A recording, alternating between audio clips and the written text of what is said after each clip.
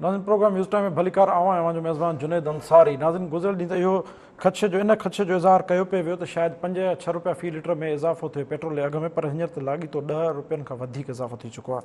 मजमूई तौरु पेट्रोल जो अघु जेको वधियो आहे उहो मईशत ते गुज़िरियल ॾींहुं असां डिस्कस कयो त मईशत खां कहिड़ा चैलेंजिस आहिनि ऐं इकनॉमी जो ॿेड़ो कीअं तरी सघे थो ऐं कीअं घटि में घटि आवाम ताईं उनजो जेको इहे मईशत जो जेको लफ़्ज़ ॿेड़ो गर्क थियणु त तमामु एक्सट्रीम लफ़्ज़ आहे, पर घटि में घटि जेको फॉल डाउन थी रहियो आहे उनखे कीअं रोके सघिजे थो। इन ते काफ़ी बहस थी रहिया आहिनि। हिकु पासे बिजली महांगी थी रही आहे, गैस महांगो थी रहियो आहे, हींअर त पेट्रोल त बेकाबू थी चुको आहे। उनखां अलावा बेसिक कम्यूनिटीज़ आहिनि उहे बि हाणे आवाम जे पहुच खां ॿाहिरि पियूं वञनि। सुवाल इहो आहे त इमरान ख़ान साहिबु जीअं तब्दीली जी ॻाल्हि कंदो हो उन 3 सालनि में त किथे नज़र कोन आहे, पर डायरेक्टली आवाम जेको हाणे पीसजी रहियो आहे।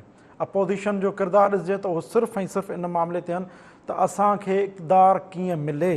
जे कुझु ॾींहं पहिरियां असांजे प्रोग्राम में डिस्कस थियो त हिकिड़ी दरख़्वास्त तयारु लॻी पई आहे। इज़हार सुमरे साहिबु चयो त उहा दरख़्वास्त ॾियण लाइ हर को तयारु आहे त कीअं हाणे असां इक़्तिदार जे बारे में अचूं, पर कंहिंखे बि अवाम जो ख़्यालु न आहे त हिकु ग़रीब माण्हू जंहिंजी बजट जेका आहे, हिकु वाइट कॉलर माण्हू जेके 40-50 हज़ार ज़िंदगी में 40-50 हज़ार रुपयनि जी आमदनी में ज़िंदगी गुज़ारे थो त उन जी ज़िंदगी कीअं गुज़रंदी। ऐं उनखां अलावा बिलो द पॉवर्टी लाइन जेके माण्हू आहिनि लखे आहिनि उहे कीअं ज़िंदगी गुज़ारींदा। इन सॼे बॉक्स ते कंहिंजी नज़र कान्हे, इन सॼी सूरत हाल ते कंहिंजी नज़र कान्हे। इन मामले ते ॻाल्हाइण लाइ हिन वक़्तु असांखे पैनलिस्टनि टीम जॉइन कयो, जंहिंमें शामिल आहिनि डॉक्टर जमील अहमद साहब, डॉक्टर रफ़ीक चांडियो साहब, इनाम भट्टी साहब ऐं इज़हार सुमरो साहब। सभ खां पहिरियां हलूं था इज़हार सुमरे साहब। इज़हार साहब, महांगाई जेका थियणी आहे उहा थिए वेठी। हाणे त टैक्सेशन में छूट ख़तमु करण जी ॻाल्हि कई आहे IMF, ऐं असांजी कंडीशन इहा आहे त डेट टू इकोनॉमी यानी असांजी मईशत सां जेतिरी मईशत आहे उनजे लॻभॻि कर्ज़ु 90% चढ़ी चुको आहे। माना 90% असांजी मईशत कर्ज़ में ॿुॾल आहे। कर्ज़ में ॿुॾल मईशत, ॿाहिरां सीड़पकारी कान्हे। वधिणो पेट्रोल 5 खां 6 रुपया हो, पर लॻभॻि 11 रुपया वधायो वियो आहे। तव्हां छा था सम्झो त हाणे छा सम्झिजे त हिन मुल्क में अवाम खे ॾियण लाइ हिन हुकूमत वटि बचियो छा आहे बाक़ी? हिन हुकूमत वटि हिकिड़ियूं पुराणियूं रिकॉर्डिंग्स आहिनि वीडियोज़ जूं, उहो बचियूं आहिनि। उन में हिकिड़ी रिकॉर्डिंग में चयो अथऊं ईअं त मां IMF खां कर्ज़ु न वठंदुमि, इन खां बहितर थींदो त मां ख़ुदकशी करे छॾियां। हिकिड़ी ॿी रिकॉर्डिंग आहे जंहिंमें चयो पियो वञे त जेकॾहिं बिजलीअ जा अघु वधनि था, पेट्रोल जा अघु वधनि था, महांगाई थिए थी त पक सम्झो त मुल्क जो वज़ीर आज़म चोर आहे। इन क़िस्म जूं कमिटमेंट्स खणी हिकिड़ी हुकूमत आई आहे, तब्दीलीअ जा नारा हणी हुकूमत आई आहे, ऐं प्रैक्टिकली तव्हां ॾिसो पिया त बेहसीअ जी भित बणियल आहे इहा हुकूमत। इनखे जीअं माज़ीअ जूं हुकूमतूं हूंदियूं त घटि में घटि थोरियूं अपोलोजेटिक हूंदियूं, माज़रत ख़ान ॻाल्हि कंदियूं, चवंदियूं त भई ठीकु आहे असांजे IMF जा प्रेशर्स आहिनि के ॿिया मामला आहिनि। हिते त हुननि जा वज़ीर नक जी पकाईअ सां गुफ़्तगू अहिड़ी था कनि जो ऑलरेडी जेके माण्हू परेशान आहिनि उनजा आंद्रा साड़े था छॾनि। वज़ीर चवनि था त फलाणे दुनिया जे मुल्क खां असां वटि महांगाई घटि आहे, फलाणे मुल्क खां असां वटि पेट्रोल घटि आहे। हाणे इहा जेका गुफ़्तगू आहे, इहो जेको लहजो आहे, इहो जेको रवैयो आहे, इहो ज़ाहिर इन ॻाल्हि खे करे थो त हिननि न त का महिनत कई हुई इक़्तिदार में अचण जे लाइ ऐं इलेक्शनूं खटण लाइ, ऐं बिना महिनत जे जॾहिं उन्हनि खे का शइ मिली आहे त हाणे उन जे बारे में हुननि जो इहो अवाम सां लातालुकी वारो सिलसिलो आहे। पर इन सॼे मामले में जुनैद साहिबु सॼी दुनिया में जॾहिं हुकूमतूं ग़लतियूं कंदियूं आहिनि त उन्हनि खे केरु रोकींदो आहे? इहो हिकिड़ो बुनियादी सवालु आहे। उन्हनि खे अपोज़िशन जूं पार्टियूं रोकींदियूं आहिनि, अपोज़िशन जूं धुरियूं रोकींदियूं आहिनि, ऐं उहे छा कंदियूं आहिनि? उहे अवाम ॾे वेंदियूं आहिनि। हाणे हिते सूरत हाल असां वटि इहा आहे त हुकूमत त जेको करिणो हो करे चुका, अञा हिननि जा वज़ीर अञा था चवनि त जेकॾहिं 200 रुपया पेट्रोल बि इमरान ख़ान कयो त माण्हू चवंदा बिस्मिल्लाह ख़ान साहब जी हुकूमत आहे, असांखे को एतिराज़ु कोन्हे। डॉलर भली जेकॾहिं 200 ते पहुची वियो त बि चवंदा त ख़ैर आहे। हाणे इहो त हुनजो परसेप्शन आहे। फैसल वाडा हिन कंपनी इन क़िस्म जी गुफ़्तगू कनि था, पर हुकूमत खे रोकण जे लाइ अवाम तॾहिं रिएक्शन में ईंदो आहे जॾहिं अपोज़िशन जूं पार्टियूं उन्हनि खे ऑर्गनाइज़ कंदियूं आहिनि, पाण सां गॾु खणंदियूं आहिनि। हिते सूरत हाल इहा आहे जो अपोज़िशन जूं पार्टियूं हुकूमत खां वधीक माज़रत ख़ाना रवैये में आहिनि। सियासी 4-5 बयान ॾियो, 2 प्रेस कॉन्फ्रेंसूं करियो, ऐं हिकिड़ो को इहो ऑर्गनाइज़ छोटो मोटो जलसो करियो, ऐं पोइ पंहिंजी जान आजी कराए वेठा आहिनि। उन्हनि ऑलरेडी जेके बि एहतजाज कया आहिनि उहे बि नतीजे खे साबित न थी सघिया आहिनि। ऐं चयो पियो वञे जेका ॻाल्हि हुकूमत बि चवे थी, हाणे उहा ॻाल्हि जहिड़ो कर दुरुस्त लॻे थी त अपोज़िशन खे पंहिंजा मफ़ाद प्यारा आहिनि, माण्हुनि जे मफ़ादनि जी सां उन्हनि खे बि का दिलचस्पी न आहे। हाणे आख़िरी में बचे थो अवाम। अवाम जो मामिलो इहो आहे त अवाम वञे त काॾे वञे। जॾहिं हिकिड़े पासे हुकुमरान धुर जो हिकिड़ो रवैयो आहे, अपोज़िशन जो ॿियो रवैयो आहे, इन में हिकिड़ो आम माण्हू जेको ऑलरेडी हिन परेशानी में वरतल आहे महांगाई ऐं बेरोज़गारीअ जे, हू वधीक रिस्क वारी पोज़ीशन में ई नज़र नथो अचे जो फर्दर रिस्क खणे यूनाइट थिए ऐं हिन सॼे मामले ते को पंहिंजो रद्द अमल ॾे। छाकाणि त सियासी लीडरशिप त उनखे अवाम खे न सरकारी बेंचिस जी ओन थी करे न अपोज़िशन बेंचिस जी। पर आउं सम्झां थो त ही सॼो जेको महांगाई वारो तूफ़ान आहे इहो हाणे अवाम जे एसाबनि ते सवार थी रहियो आहे। माण्हू हाणे संजीदगीअ सां सोचे रहिया आहिनि त हिन हुकूमत मां कीअं जान छॾाइजे ऐं हिन महांगाई मां कीअं जान। जी इनाम भट्टी साहब, जेकर पाकिस्तान जी पर कैपिटा GDP इनकम ॾिसूं जेका $1193 आहे, मां लॻभॻि जेकॾहिं सादी ॿोलीअ में माण्हुनि खे सम्झाइजे पाकिस्तान जो फ़ी फ़र्द उनजी माहवार आमदनी जेका आहे ₹16,000 बीहे थी। ₹16,000 माहवार आमदनी रखंदड़ फ़र्द उहो कीअं ₹140 फ़ी लीटर पेट्रोल खे मुंहुं ॾेई सघंदो, जेको बिजली जा टैरिफ आहिनि, जॾहिं तव्हांजी सॼी लाइफ इलेक्ट्रिसिटी ऐं पेट्रोल ड्रिवन आहे ऐं तव्हां सॼी लाइफ खे उन ते बीहारे छॾियो आहे, बेसिक कमोडिटीज़ उन ते बीठल आहिनि, त इन सॼी सूरत हाल में ₹16,000 जेके पाकिस्तान जी फ़ी फ़र्द जी आमदनी आहे, वर्ल्ड बैंक ऐं IMF जी रिपोर्ट मुताबिक़ उहो कीअं सर्वाइव करे। ऐं ॿियो जंहिं ॻाल्हि जो इज़हार साहिबु इशारो कयो, हिकिड़े पासे महांगाई थी रही आहे, ॿियो वज़ीर साहिबु इंतिहाई नक जी पकाई सां चई रहिया आहिनि त इहो इज़ाफ़ो थियो ई कोन्हे, ABCD मुल्कनि में हेतिरो पेट्रोल आहे ऐं असां वटि हेतिरो पेट्रोल आहे। इहो कंपेरेटिव जाइज़ो वठनि ई कोन था उन्हनि मुल्कनि जे अंदरि सोशल सेक्टर में ॿियूं केतिरियूं रिआयतूं मिलनि ऐं उनखां अलावा मरातुनि जे मद में आमदनी जे मद में उहे मुल्क केतिरा अॻिभर आहिनि। तव्हांजो ख़्यालु छा आहे? जुनेद, पहिरीं त मुंहिंजे ख़्याल में ही हाणे जेका महांगाई जी सुनामी शुरू थी आहे, इहा न रुगो मजमूई तौर ते अवाम खे लोड़े छॾींदी, पर अहिड़ो उन्हनि खे लोड़ींदी जो उन्हनि जो ॿीहर सिधो थी बीहण शायदि ई मुश्किल हुजे। सुनामी जेका असुलु हुई उन मां जापान, फिलिपाइन, इंडोनेशिया उहे त शायदि निकिरी हींअर वरी सिधा थी विया हूंदा, पर ही जेका इकोनॉमिक जेका मईशत जी तबाही आहे हींअर उन खां निकिरणु तमामु मुश्किल हूंदो। ही जेका तव्हां ₹16,000 ऐं कुझु चओ था माण्हूअ जी आमदनी आहे, पेट्रोल सां भले हुनजो तालुक ई न हुजे, तव्हां सिर्फ़ु हिनजो जेकॾहिं काथो कयो त हिकिड़े माण्हूअ जे घर में रोज़ानो जेकॾहिं हिकिड़ो सेर खीर जो, सेर अटे जो ऐं पा गिह जो बि जेकॾहिं अचे त उनजो बि माहवार तौर ते जेकॾहिं अंदाज़ो कबो त उहो इख़राजात में पूरा कोन था थी सघनि। हालत इहा आहे त हुकुमरान ऐं हुकूमतूं जेके हूंदियूं उन्हनि जा वज़ीर पंहिंजूं वज़ारतुनि जा कलमदान संभालण खां पोइ इन ते कमु कंदा आहिनि त हू उन में कीअं बहितरी आणींदा, मुल्क जी आमदनी खे कीअं वधाईंदा। पर हिते लॻे थो ही हुकुमरान सिर्फ़ु ऐं सिर्फ़ु इहा तयारी कंदा आहिनि त मुख़ालिफ़ धुर जे माण्हुनि ते केस कीअं कराइबा, मीडिया जे आॾो कूड़ कीअं ॻाल्हाइबो। ऐं हींअर बि जॾहिं हेॾी सारी जेका महांगाई जॾहिं वधे थी त कैबिनेट मीटिंग्स में शायदि इन ते बहस करण जे बजाए त इहा छो थी थिए, इन खे कीअं ख़तमु करे सघिजे थो, ही उन कैबिनेट मीटिंग्स में बि इहा था तयारी कनि त माण्हुनि जे आॾो कीअं वॾी दीदा दिलेरी सां कूड़ कहिड़ो ॻाल्हाइबो ऐं उन्हनि खे कीअं इहो चइबो त असां अञा ॿियनि मुल्कनि खां तमामु सस्तो तव्हांखे पेट्रोल ऐं तेल जेको आहे सो विकिणूं था, उते त अञा वधीक महांगो आहे। हैरत इहा आहे जिन मुल्कनि जा ही मिसाल ॾियनि था त उते असां खां वधीक महांगो आहे, उते इहो बि सोचनि त उते फ़ी माण्हू जे कलाक जी आमदनी जेका आहे हिते जे माण्हू जे महीने जी आमदनी खां बि किथे किथे मथे आहे।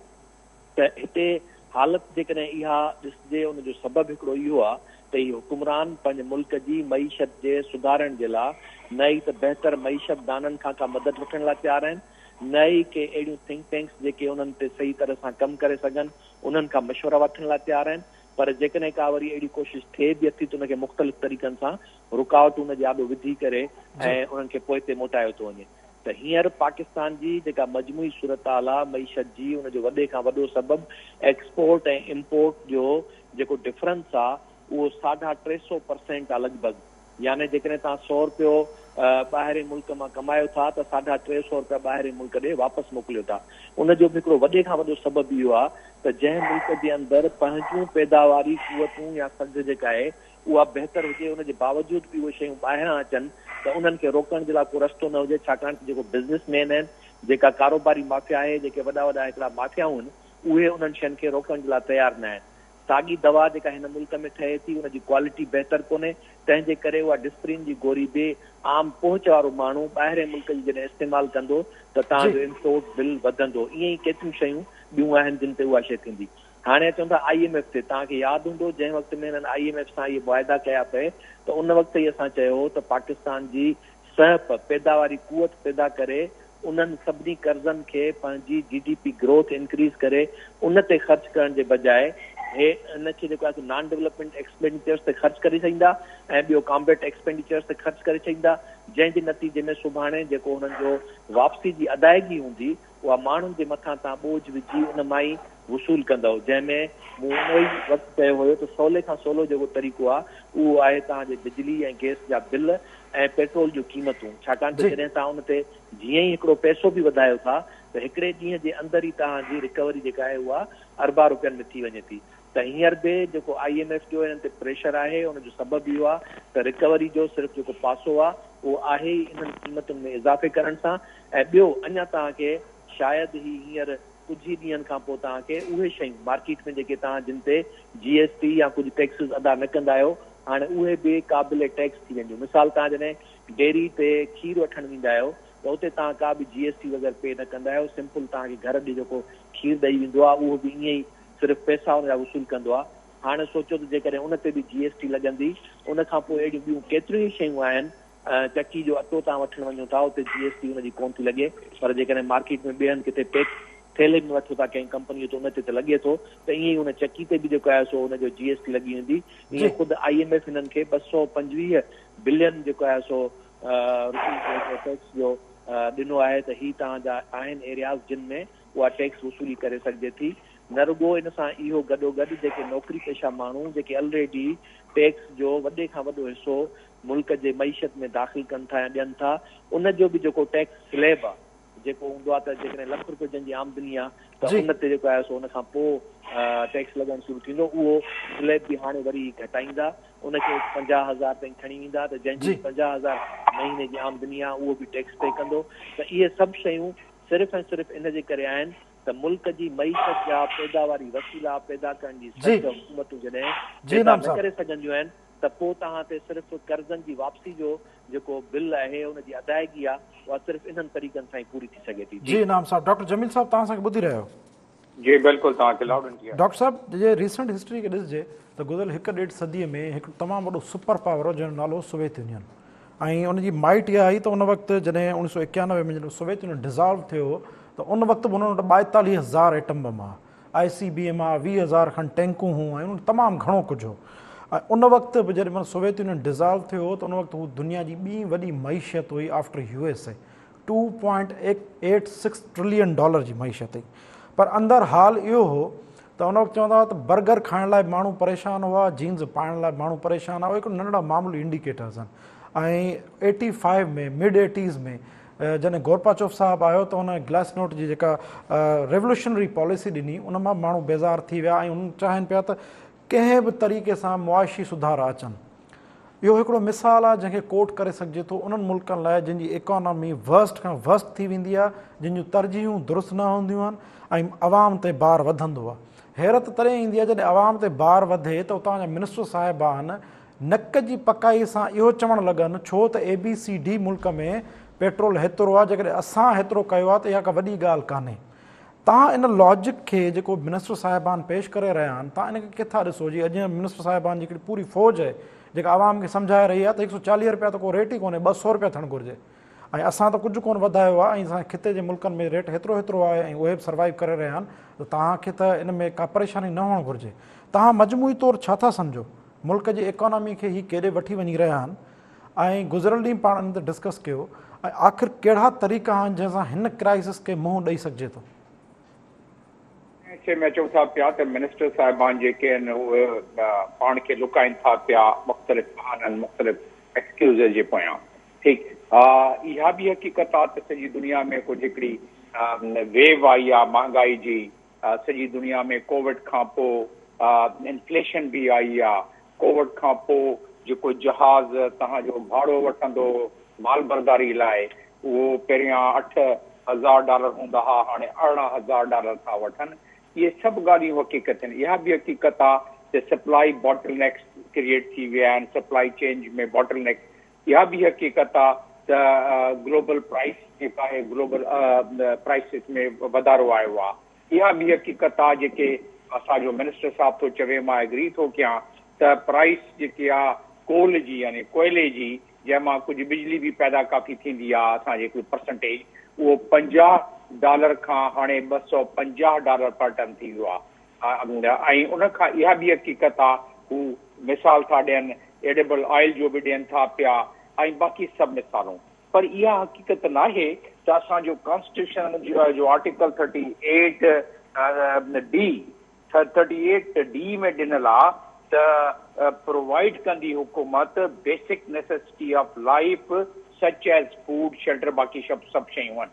अच्छा, उनजो मतिलबु छा थियो हिन आर्टिकल जो, त जेके चीफ एग्ज़ेक्टिव आहे उनखे पंहिंजी मैनेजमेंट ऐं पॉलिसी अहिड़े हिसाब सां रखणी आहे त जेको ग़रीब माण्हू न सिर्फ़ु ग़रीब माण्हू, पहिरीं ॻाल्हि त इहा आहे त इहे फ्यूल प्राइसिस या ॿिया प्राइसिस जेके वधनि था पिया, एडेबल ऑयल थियो, फ्यूल प्राइस थियो, इन्फ्लेशन थियो, बाक़ी प्राइसिस थिया जेके बि कमोडिटीज़ आहिनि उनजो जेको डायरेक्ट उन ते सट पवे थी जेका, उहा कंहिंखे थी पवे? ग़रीब माण्हू हिकिड़ो, छो जे ज़ाहिर आहे सभु इनडायरेक्ट टैक्सिस में अची था वञनि। मिडिल क्लास माण्हू, उन ते अची थो वञे तमामु वॾो बोझ। सैलरीड क्लास माण्हू, उन ते अची थो वञे। उनजी कंडीशन मिज़रेबल थी पवंदी आहे। माना उन्हनि जी परचेजिंग पावर, असांजा बादशाह जेके आहिनि वज़ीर, उहे चवनि था पिया त ॿाहिरि मुल्कनि में त अञा असांजी सस्ताई आहे। ॿाहिरि मुल्कनि जे वेजेस जी मां मिसाल ॾियां पियो कल्ह बि, त वेजेस उनखे असां सां भिटाए वठनि। असुल at the end of the day जेका ॻाल्हि बीहे थी पई कि माण्हूअ में ताक़त केतिरी आहे त पंहिंजे ॿिनि वेलनि जी मानी खाई अचे, मानी खाइण लाइ उनखे एतिरो थी वञे। छा असांजा वेजेस वधिया आहिनि? छा असांजा जेके आहिनि रिसोर्सिस हिकिड़े आम माण्हू जा जेके मां क्लास तव्हांखे ॿुधाई, middle class, poor class, salaried class, छा उन्हनि खे का अहिड़ी इनकम में वाधारो आयो आहे त जे मैच करे सघनि? थींदो छा आहे? अहिड़ा प्राइस हाइक कंदा इहे प्राइस वधाईंदा विदाउट अ सेफ्टी नेट, जेके ॿाहिरि जी एग्ज़ाम्पल ॾियनि था पिया।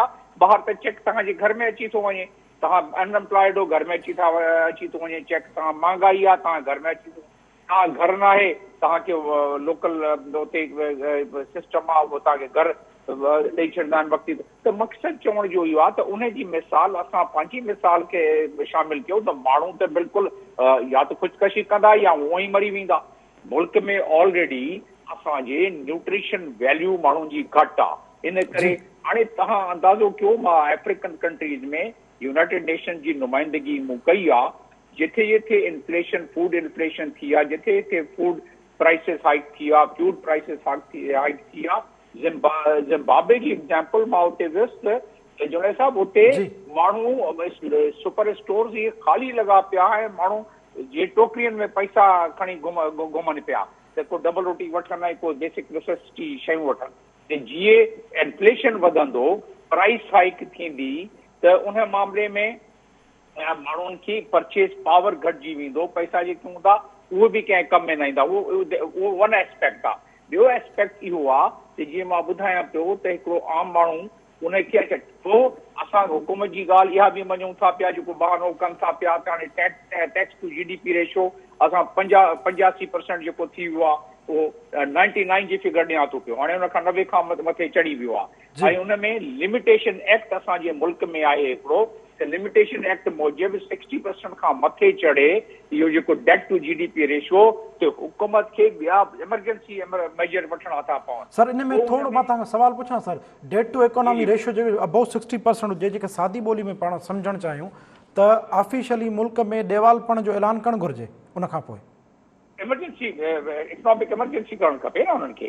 या हाणे ॿी ॻाल्हि, हिकिड़ी ॻाल्हि सोचणु खपे कि गवर्नर, असां चीफ एग्ज़ेक्टिव खे, प्राइम मिनिस्टर खे असां छो था एक्सपेक्ट कयूं त तव्हां पॉलिसी ते अहिड़ी आणियो जेके इहे इनडायरेक्ट टैक्सिस वारा मामला आहिनि।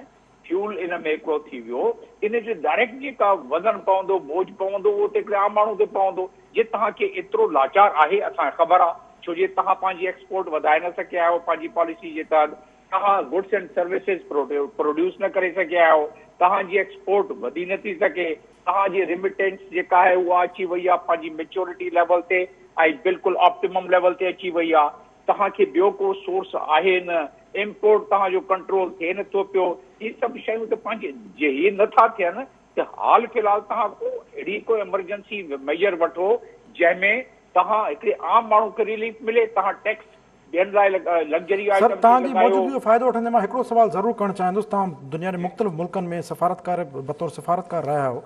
अॼु जी सिचुएशन जेका पाकिस्तान में आहे, वेझी तारीख़ में अहिड़ी सिचुएशन कहिड़नि मुल्कनि में रही आहे ऐं असांखे मिसाल ई सम्झाइजो त उन मां कहिड़ा मुल्क इन सिचुएशन में कहिड़े तरीक़े सां निकिता ऐं कहिड़ा मुल्क न निकिरी सघिया ऐं वधीक ॾेवालपण जो शिकार थिया ऐं उनजा नतीजा उघरा निकिता? साउथ अफ्रीका 2013 में अहिड़ी सिचुएशन हुई, माण्हू रोडनि ते अची विया, चूल वधियो हो, खाधे पीते जी शयूं जेके आहिनि उनजा प्राइस वधिया हुआ, माण्हू बिल्कुलु रोडनि ते अची विया साउथ अफ्रीका में। ज़िम्बाब्वे में 2019 में माण्हू रोड ते अची विया। तव्हां मूंखे ॿुधो था? जी जी सर, मां ॿुधां पियो। जी सर, जी सर।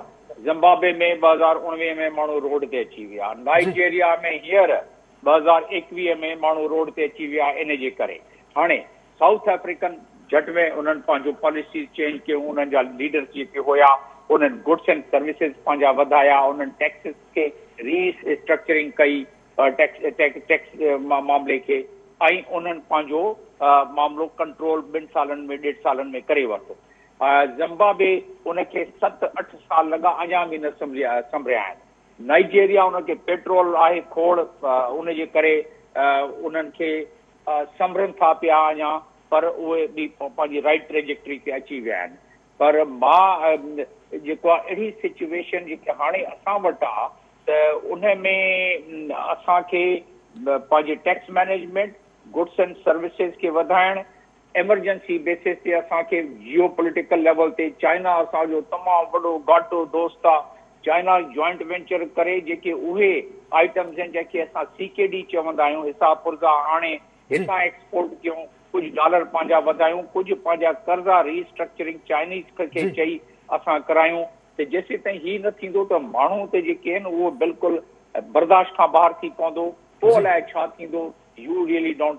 पर असां वटि क्विक फिक्स बि आहे जंहिंखे चवंदा आहियूं लो हैंगिंग फ्रूट्स। असां वटि अहिड़ा प्रोडक्ट्स आहिनि जेके असां इंट्रोड्यूस करायूं ऐं असांखे फौरी तौर ते जेको आहे जेको आहे 200-350-60 बिलियन जेके तव्हांखे आराम सां मिली वञनि। उन में कहिड़ी शयूं आहिनि जेके असांजा ओवरसीज़ पाकिस्तानी रिमिटेंस ते पंहिंजी जाइ ते पहुती, पर उन्हनि खे तव्हां प्रोडक्ट ठाहे ॾियो, एक्विटी ठाहे ॾियो, जेको हिते इन्वेस्ट कनि था उन्हनि खे तव्हां स्टेट बैंक छा ॾींदी। मिसाल तौर ते मां हिकिड़ो प्रोपोज़ल ॾिनोमि, जेके मज़दूर आहिनि जेके सऊदी अरब, मिडल ईस्ट, गल्फ में आहिनि, उहे पंहिंजे घर ते मिसाल तौर ते $1000 मोकिलनि था पिया, गवर्नमेंट चवे 20% असां तव्हांखे विदाउट कोलैटरल ॾियूं था पिया कर्ज़, तव्हां 2 कमरा ॿिया बि ठाहे वठो पंहिंजी ॻोठ में। मिसाल तौर ते हीअ हिकिड़ी एग्ज़ाम्पल ॾिनी। उन खां अलावा खोड़ सारियूं ॿिया प्रोडक्ट्स अहिड़ा आहिनि जेके असां ओवरसीज़ हाणे उन करे था सघनि। ॿी ॻाल्हि मां पहिरियां करे चुकियो आहियां त असांजा जेके सजण दोस्त आहिनि चाइनीज़ टाइप जेके असां खां फ़ाइदो वठनि था पिया, फ़िलहाल असां उन्हनि खां फ़ाइदो वठूं। जी जो गुज़िरियल ॾींहुं तव्हां इहा ई तजवीज़ ॾिनी। इज़हार सुमरो साहब, तव्हांजे ख़्याल में हाणे जॾहिं सिचुएशन इहा थी पाती आहे, जीअं मिसाल तौरु डॉक्टर जमील साहब ॿुधाए तो साउथ अफ्रीका, नाइजीरिया ऐं ज़िम्बाब्वे में बि अहिड़ी कंडीशन्स हुयूं। साउथ अफ्रीका निकिरी आयो, नाइजीरिया स्टेबिलिटी ते पहुची चुको आहे, ज़िम्बाब्वे अञा सर्वाइव करे थो। तव्हांजे ख़्याल में फौरी तौर ते कहिड़ा क़दम खणणु घुरिजनि जंहिं सां घटि में घटि स्टेबिलिटी समहाउ अची सघे? इज़हार सुमरो साहब, इज़हार साहब तव्हां ॿुधी रहियो? हिकु भेरो ॿीहर प्रोडक्शन टीम खे चवंदासीं त इज़हार सुमरो साहब सां राब्तो कनि। हलो था इनाम भट्टी साहब, इनाम साहब तव्हां ॿुधी रहियो साईं? इनाम साहब,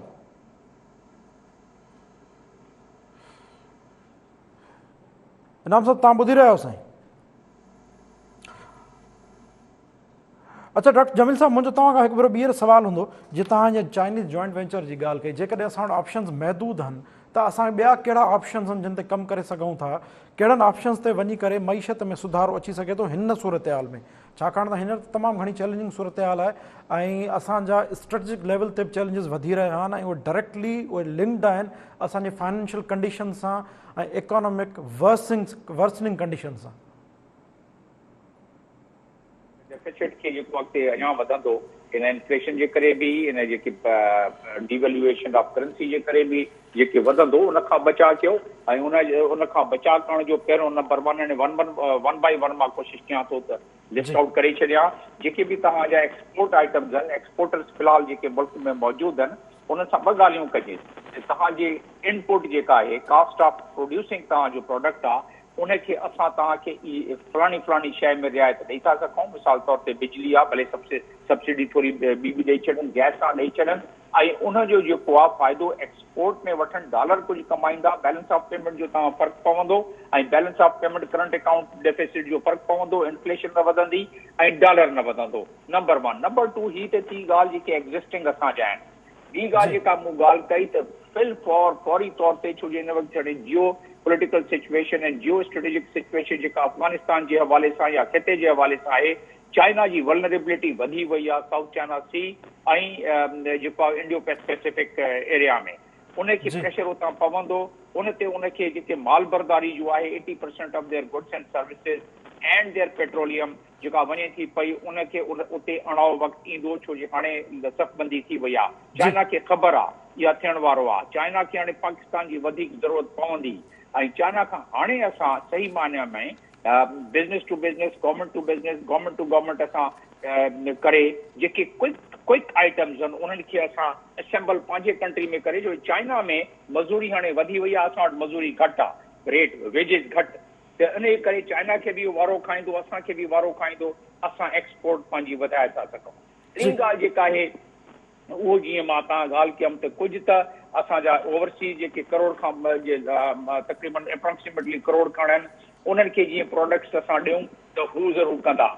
चौथी ॻाल्हि इहा आहे त ॿाहिरि मुल्कनि में थोरो अणाउ वक़्तु अचे थो पियो काफ़ी पाकिस्तानी हू पंहिंजो घर था शिफ्ट कनि उन्हनि खे इंसेंटिव ॾियनि त हू जेके पंहिंजा डॉलर हिते आणनि पंजी ॻाल्हि इहा आहे त पंहिंजी जेका ख़र्च आहे तव्हांखे हिकिड़ी ॻाल्हि मां ॿुधायां त फॉरेन ऑफिस में हिकिड़े दफ़े मां कैलकुलेट करायमि तक़रीबन 40 मिलियन खण जेके पैसा वेस्ट इन करे थियनि था पिया 40 खां 50 मिलियन त हू इतां भंगी बि पाकिस्तान मां ॿाहिरि मुल्क मोकिलनि था पिया क्लर्क बि मोकिलनि था पिया पटे वारो बि मोकिलनि था पिया ॿिया जेके वॾा मुल्क आहिनि वेस्टर्न कंट्रीज़ आसूदा ऐं अमीर मुल्क जेके आहिनि उहे लोकल भर्ती कंदा आहिनि मिसाल तौर ते हिकिड़ो माण्हू जेको असांखे कास्ट कंदो आहे जेको स्वीपर भंगी जेको आहे उहो उते असांखे तक़रीबन $4,000 जे क़रीब 3 खां $4,000 पर मंथ कास्ट कंदो आहे घर बि वठी ॾींदा आहियूं किरायो भाड़ो बि ॾींदा आहियूं उनखे पघार बि फॉरेन करेंसी बि ॾींदा आहियूं उहे शयूं ऐं जिते जे लोकल असां उतां वठूं त असांखे $300 में $200 में थी थो वञे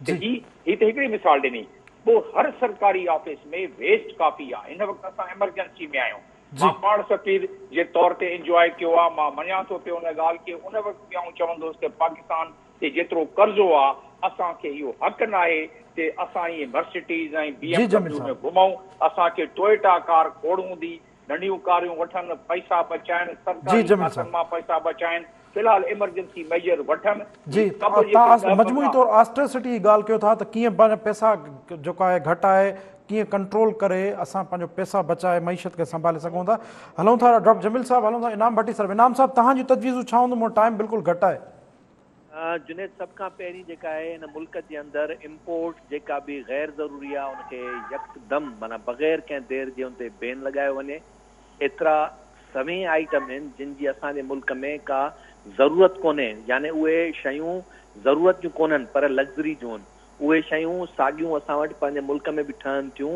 पर उहे शयूं ॿाहिरां सिर्फ़ु ऐं सिर्फ़ु हिकिड़ी अयाशी तौर ते सम्झो त घुराई वञनि थियूं उहो जेको इम्पोर्ट बिल आहे उन्हनि खे घटायो वञे ॿिए नंबर ते असांजा जेके एक्सपेंडिचर्स आहिनि जंहिंमें ख़ुदि जेको आहे असांजूं जेके बि मिनिस्ट्रियूं आहिनि जिन में एतिरो जेकॾहिं वॾो ख़र्चु थिए थो त उन्हनि ते ॾिठो वञे त उन्हनि जी लग्ज़री वारो पासो जेको आहे उनखे ख़तमु कयो वञे उन में आऊं नाला कोन थो खणा उन्हनि मिनिस्ट्रीज़ जा ॿियनि जा पर सभिनी में उहो पासो जिते बि लग्ज़री ते घणो ख़र्चु थो थिए जिते किरोड़नि जूं गाॾियूं जेको आहे जेका आम गाॾी सिर्फ़ु उते नॉर्मल कंहिं सफ़र जे लाइ इस्तेमालु करण जे लाइ खपी घुर्बल आहे त उनजी जॻह ते जेकॾहिं 7-8 करोड़नि जी गाॾी उनखे ॾिनी थी वञे इहे सभु गैर ज़रूरी आहिनि इन्हनि शयुनि ते पाबंदी कई उन खां पोइ हिकिड़ा सेक्टर्स जेके असां वटि मौजूदु आहिनि जी। जिन में इन्वेस्ट करण सां इकोनॉमी बहितर थी सघे थी, उन्हनि सेक्टर्स ते ध्यानु ॾिनो वञे जेको असां वटि वॾे अरसे खां वठी करे जी। बेध्यानी जो सबबु बणियल जी। आहिनि। तो आउं सम्झां थो इहे ई अहम शयूं आहिनि जिन ते ध्यानु ॾियण सां इकोनॉमी बहितर जी। थींदी ऐं ॿाहिरीं शयुनि खे कब्ज़ो कंट्रोल करे सघिबो। जी इज़हार साहब तव्हांजे क्विकली तजवीज़ूं खपनि मोट 30 सेकंड आहिनि सर। इहो चवंदुसि त हुकूमत पंहिंजा ख़र्च घटाए, ग़रीब मुल्क आहे, माण्हू बि ग़रीब आहिनि ऐं परेशान आहिनि, त पोइ हुकूमत खे हेॾियूं लग्ज़री ज़िंदगी गुज़ारण जो कंहिं इजाज़त ॾिनी आहे? हुकूमत पंहिंजा ख़र्च घटाईंदी त 90 रुपए वारो पेट्रोल 130-40 रुपयनि जे बदिरां वापसि 90 रुपयनि में मिलणु शुरू कंदो या 100 रुपए में मिलणु। तव्हां सभिनी जी तजवीज़ूं आहिनि फौरी तौर हुकूमत ख़र्च घटाए वञे, इम्पोर्ट जी जेके ज़रूरी शयूं आहिनि उहे सिर्फ़ु इम्पोर्ट कयूं वञनि, गैर ज़रूरी शयुनि जी इम्पोर्ट ते पाबंदी आणणु खपे। बाक़ी डॉक्टर जमील साहब जेके मजमूई तौर ते जेको स्ट्रेटजिक लेवल ते ऐं फाइनेंशियल जेको उन्हनि मॉडल पेश कयो आहे, तजवीज़ूं उन्हनि ॾिनियूं आहिनि, उन ते बि गौर थियणु घुरिजे। पर ॻाल्हि इहा आहे त नियत ऐं अमल जी ॻाल्हि आहे, जेसिताईं नियत कान हूंदी त अमल कोन थींदो ऐं मईशत पोइ ईअं ई झटका पई खाईंदी। पंहिंजे मेज़बान जुनैद अंसारी ॾींदा इजाज़त, सदाईं गॾु।